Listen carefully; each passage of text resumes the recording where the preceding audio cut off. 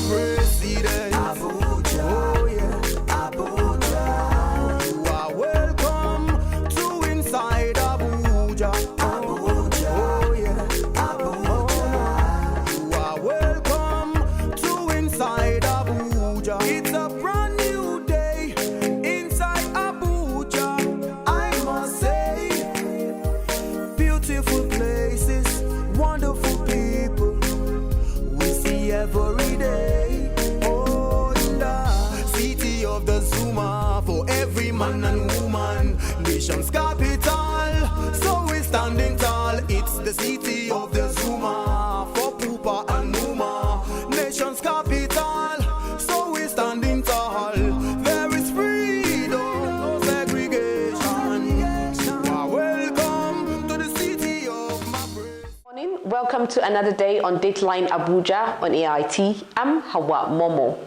According to the latest World Malaria Report, there are over 200 million cases of malaria globally, with an estimated number of malaria deaths hovering around over 400,000 annually. According to the World Health Organization, Africa continues to record a high global malaria burden and has 90% of all malaria cases. Africa still accounts for approximately half of all malaria deaths worldwide, with Nigeria topping the index chart with over 20%. This is to say that malaria is an epidemic, living with Africans for decades. What is so unclear is why attempts to control or completely eradicate this epidemic have failed over decades. What are the reasons for the slow rate of progress? Are there strategies currently in place to address malaria? Dateline Abuja had a comprehensive chat with a humanitarian and concerned African and Nigeria who has invested massively in programs that are geared towards better understanding and eradication of malaria in Africa, starting with our home country, Nigeria. Do stay with us. We'll be right back.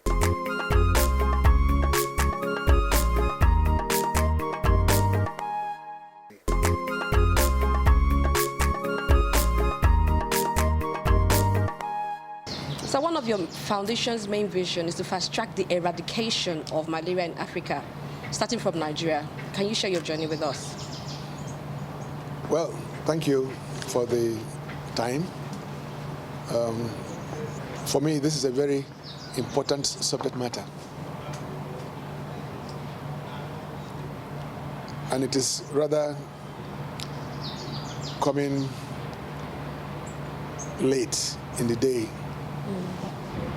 for the reawakening that it deserves in the consciousness of Africans. And we thank God, really, for COVID-19. COVID-19 has almost started to make us to think differently in so many ways, looking inwards and all that. And why do I say thank God for COVID-19? You can see the attitude of world leaders, European and American world leaders, Asian world leaders, in their scramble to discover vaccine for COVID-19. Because it is their pandemic, as it were. Yes, it is here as well, but it's almost negligible compared with the ravaging effects it has in those countries.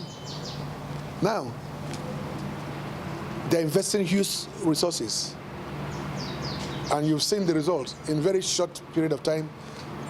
America, Britain, Russians, Chinese, they're all scrambling through their various companies to discover and produce vaccines.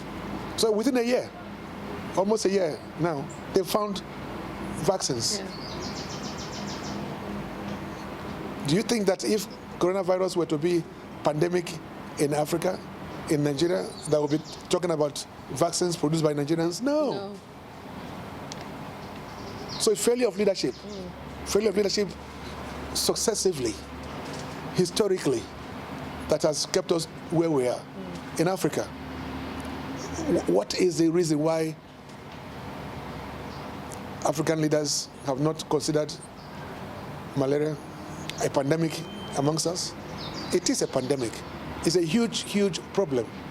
It's something that any reasonable government would consider the effect on the loss of lives. According to WHO's records, 500,000 people die every year from malaria in Africa. It's a huge number. Still more than COVID yearly. Yearly, I'm talking about yearly. Malaria, when you have it, there are many lost man hours. Many people calling, they can't go to work because they are sick. I mean, this is our problem. It's an African problem. It's a black man's problem. And that is why we have not considered it an issue. Because for us, any problem is, okay, it's God's wish. No, it's not God's wish. It's our failure to consider the causes of malaria. What causes malaria? Mosquitoes. What breeds mosquitoes? Dirty environments. Dirty environments. So they're multiplying every time. They're multiplying with so much intensity because our environments are getting dirtier. There are refuse dumps everywhere. And with all these refuse dumps, what happens? It breeds all manner of disease-carrying things that affect our lives, that kill us. And yet we keep dumping refuse. We keep not wanting to learn how to dispose or manage refuse. So for me, COVID-19 had demonstrated to African leaders the need for us to come together. And if nothing else, do two things. One, invest hugely in research for malaria vaccines. Even if there be various variants, yes, we know. We know that all these things, they have a way of mutating. But it's just like COVID, it's already mutated. But they're also equal to the task. They'll be meeting at every point. You don't say, oh, because malaria, mosquitoes mutate, and just as we take drugs, various drugs, and they say, oh, this one is no longer working because your body is used to it, or mosquitoes are found a way to do. We're going to find a way to be ahead of our time. Think for the future. So what I'm doing is thinking for the future.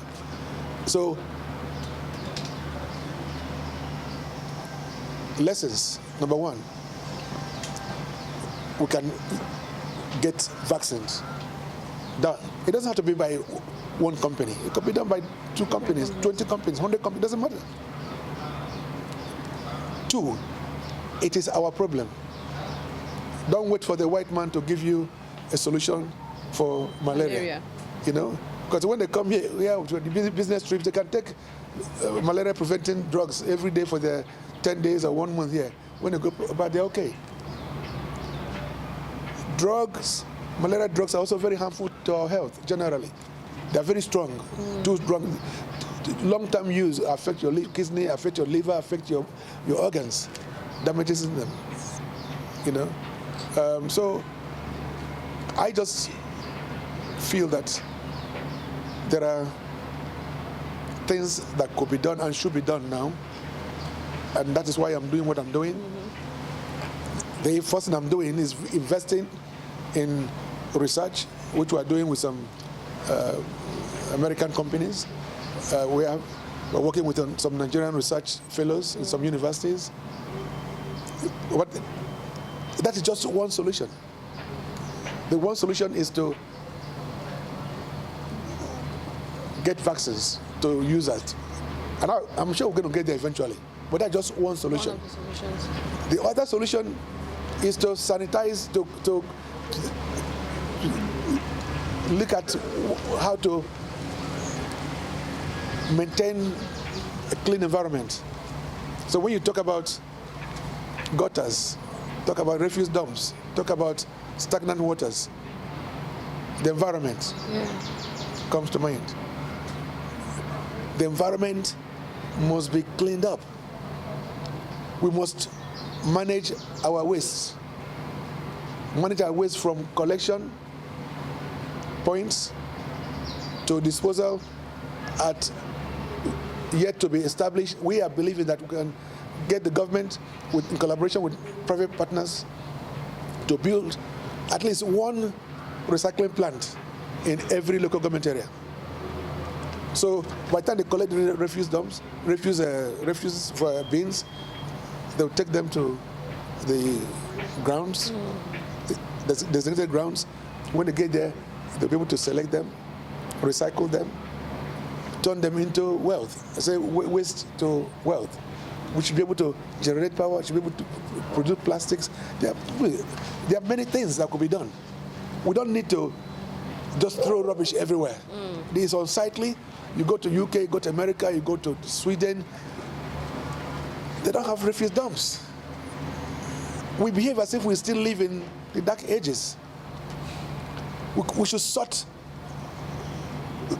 our waste from our houses.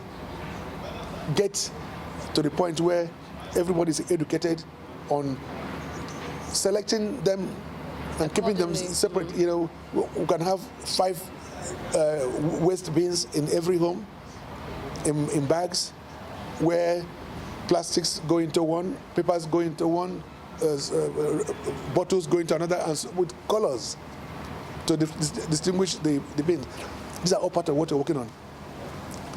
Since we don't want to do it ourselves, let's educate ourselves. That's what I'm trying to do, educate Nigerians on how to collect refuse from your houses.